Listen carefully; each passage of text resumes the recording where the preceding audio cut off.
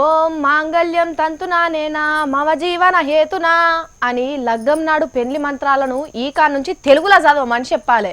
అదేదో సినిమాలో చెప్పినట్టు ఆ మంత్రాలకు అర్థం తెలియక కొంతమంది బట్టెవాజ్ పెళ్లి కొడుకులు ఆడవిల్లల గోస వంచుకుంటున్నారు. మరి లేకపోతే ఎందుల్లా గీడో ఇగ్రంగాల్లోడు ఏం చేసిండో చూస్తే మీరు నోటుకొచ్చిన తిట్లు తిడతారు. అరే పెండ్లాన్ని బజార్లు ఇడిచిపెట్టి పోయేటోడు ఉంటాడా అనుల్లా లోకంలా? ఏ మొగనివిరా నువ్వు అని అనబుద్ధి కాదా? దూరపు కొండలు నున్నగుండు ఎంత సత్యమో ఏరే దేశంలో బతికే మనోళ్ళ సంసారాలు సల్లగుండు కూడా గంతే నిజము. అంటే మంచి గుణపోలు కూడా ఉంటారు కానీ కొంతమందిని చూస్తుంటే షి వీళ్ళేం మనుషులు రాని నోటికొచ్చిన బూతులు తిట్ట ఉద్దవుతుంది.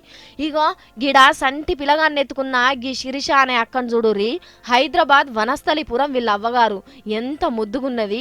అయ్యవ్వలు ఎంత కష్టపడి ఎంత గౌరవంగా పెంచిర్రో. ఇంతకు మించినోడు మళ్ళా దొరకడని అమెరికాలో నౌకరీ చేసే కీర్తి సాయి రెడ్డి అనే గీనకిచ్చి లగ్గం చేసిర్రు. అబ్బో సొక్కంకేం తక్కువ లేదు. మీసం గడ్డం నున్నగా గీకిండు గాని మెదట్లంతా పురుగులే తిరుగుతున్నట్టున్నాయి. అగ చూడుర్రి పండసొంటి పిల్లగాడు కూడా పుట్టిండు. పెద్ద అయినాక అయ్యందన్నే తందుకు ఈ బుడ్డోడు జాలకపోనా నాశనగాల నెత్తిన కూసున్నట్టున్నది ఈ ఎన్ఆర్ఐకి. లేకపోతే ఎందుల్లా మరి సరిపో నౌకరు వస్తేనే ఉండే. అమెరికాలో ఏమన్నా అడుక్క తింటున్నాడు నీ కక్కుర్తి నోట్లే మన్ను. కట్నం కావాలట కట్నము ఇచ్చింది సాల్తలేదని ఇజ్జత్ పోయే తిట్లు తిట్టుడు పెట్టరాని గోస పెట్టిండట పొల్లను.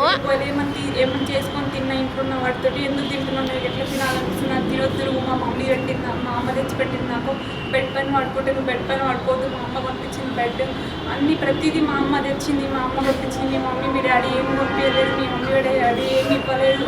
ప్రతిదీ అట్లాగే మాట్లాడుతుండేవాడు. ఎవరికైనా ఫస్ట్ రైట్ మదర్ మిల్క్ అయినే ఉంటుంది. ఆ మదర్ మిల్క్ అన్నది వద్దు ఇవ్వద్దు నువ్వు ఇవ్వద్దు అనేసి ఆమెను రోజు అరెస్ట్ చేస్తున్నాడు.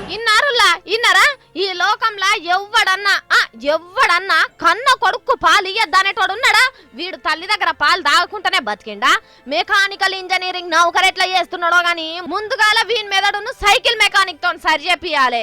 అత్త కొడుకులు కలిసి తిట్టుడట కొట్టుడట. ఇంటికాడోళ్లతోని ఫోన్లు కూడా మాట్లాడనియకపోవుడట. బెడ్రూమ్ లో సీక్రెట్ కెమెరాలు పెట్టుడట. అబ్బో చెప్పవశం కాకుంటున్నా ఈయన చేసే చేష్టలు. ప్రతిసారి అనుమానం తనని కలిగిస్తుంది. తనకి లేదు అనుమానం కానీ తను క్రియేట్ చేస్తుంది.